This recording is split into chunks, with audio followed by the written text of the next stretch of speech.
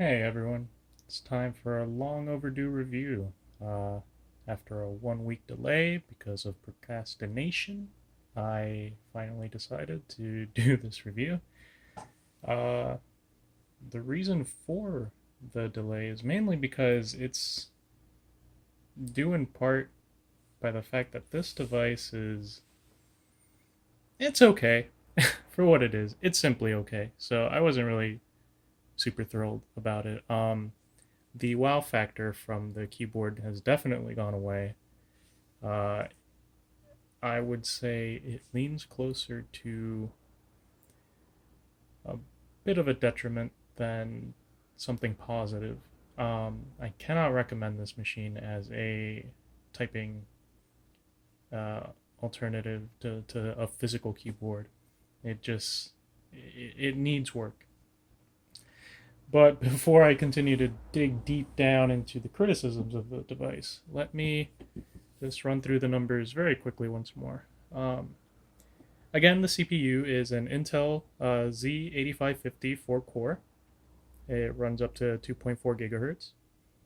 It is a 12.2-inch display, but it is a 1280 by 800 IPS display, so resolution not really there. It is equipped with 2 gigs of RAM. It has 32 gigs of storage.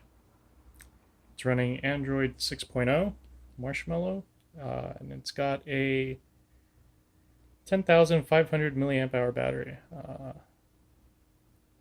which is pretty good. It lasts quite a while. Don't be fooled by this low battery here. I haven't charged it in quite a while.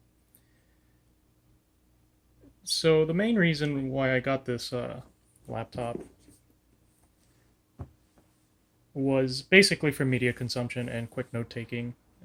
And for what I got it for, it definitely delivers. For me, it's just a quick and portable multimedia device that definitely has a decent amount of sound. Let's see what I could play here just to show what sort of audio oomph it has.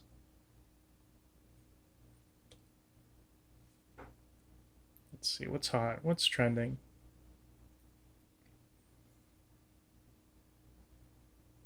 Sure, let's do something like this very quickly just to give you a quick sample.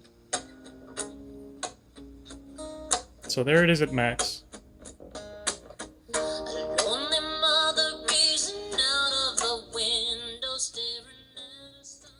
Alright, don't copyright me, man. So, audio is pretty good. Uh, in terms of brightness, it is also pretty good. It gets very bright.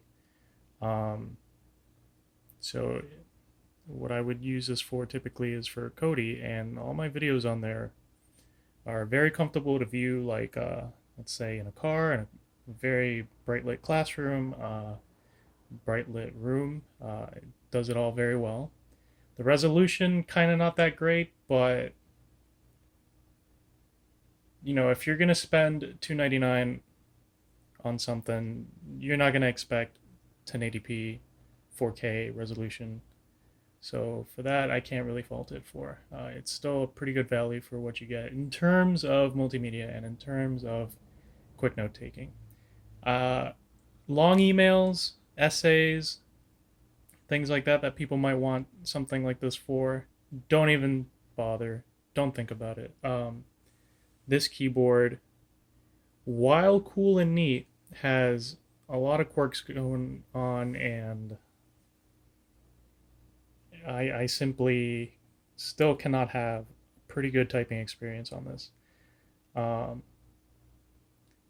for example, one major gripe I had, and it is something that came from previous reviews of the yoga book. This is remember that this is the Yoga A12.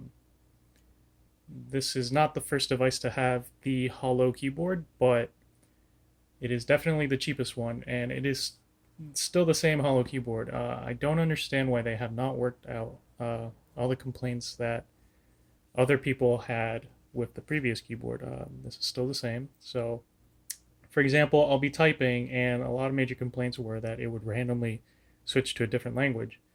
And it turns out that if you just simply hold Shift and you start typing certain characters that you might be typing, so for example, I used to type, I'm not sure what it was, but it was a mix of holding down Shift and a couple other buttons, and that would just switch me over to French. Um, it's because it was a shortcut key, and it has quite a variety of shortcuts that it simply does not list. You go into the keyboard settings, and it doesn't list any shortcuts. It has shortcuts for switching different languages, but it's desperately missing shortcuts for things you might want, such as the multitask view. It does not have that. It definitely has like a home button and all that stuff, but nothing for multitask. Nothing for seeing previously opened applications. There's definitely an app drawer button, but that's about it. Um, Unfortunately, what just happened here is also kind of messed up, in which if I hit home, it uses my Nova launcher home, which is what I typically prefer instead of what was shipped with this device. Uh, and even if you do switch your home browser, you are still able to do the multi-window, small window support here, such as this. Sorry for the out of focus. Give me one sec. All right. Um, so it's still capable of doing that regardless of home launcher. The browser itself is pretty alright. There's just one tiny little glitch, visual glitch, in which if you start loading something up on this tab, you might get a couple artifacts right here, but that has to do with the software, and it actually is not doing it right now, so that's good. Perhaps that got fixed in a Chrome update. What else did I want to mention? There's no script, by the way. Just wanted to get this out quickly in order to help people decide if they wanted to pick this up or not. This keyboard, while neat and a nice idea, it needs work. Oh my goodness.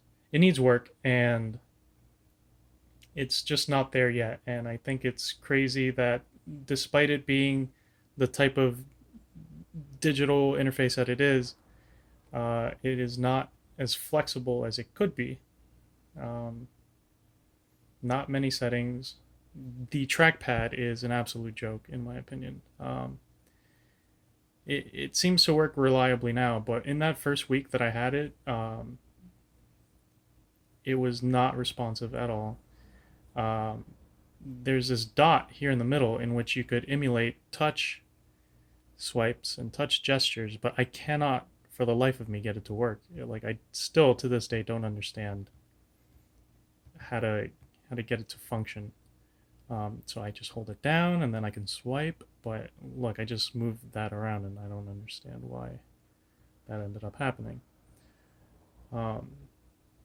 It's crazy that this laptop ships with a tutorial app for basic how-to on the screen and the multi-app window features along with the keyboard tips, but it mentions nothing about the touchpad. It doesn't mention anything about this weird little dot in the middle.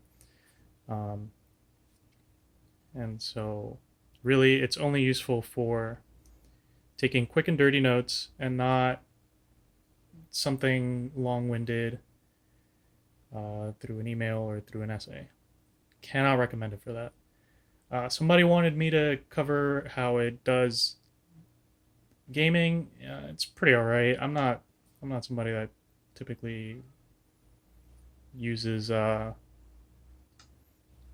Android OS for gaming. So really all I have to show is Minecraft. It does, well, the arrow keys, sort of. Only one input at a time, unfortunately. So if you want to go forward, it definitely lets you through the keyboard. Arrow keys. How does cursor work here? No, it doesn't work at all. So really, all you have is the touchpad there, touch screen. All the other interfaces that, all the other positions that you can do with this tablet work very well. It does the temp mode wonderfully. It does this mode wonderfully as well. Everything works except for when it is closed completely. This was my absolute major gripe in terms of the hardware, besides the keyboard. But really, the keyboard I feel could be fixed with the software. Give it a nice, good update, Lenovo, please. But yes, other than that, when it's closed, it is a nightmare to open, in my opinion. I cannot put any finger in there to open it up. I'd have to dig my nail into one corner and hopefully get it open. If not, just open it up like a book, prop it up on my lap, grab it by the corner here, and then just start to pry it open. And that's really been the only way that I could get this to open. It's just so difficult to open it any other way. So yeah, gaming is pretty okay on it. It works. Not many demanding games on the Android ecosystem. So that's the Lenovo Yoga A12. It's good. It's good for a tablet that you might want to lug around the home or around campus or whatever and have a multimedia device. But for actual work, don't think about it. This laptop is not for work. It's just for fun.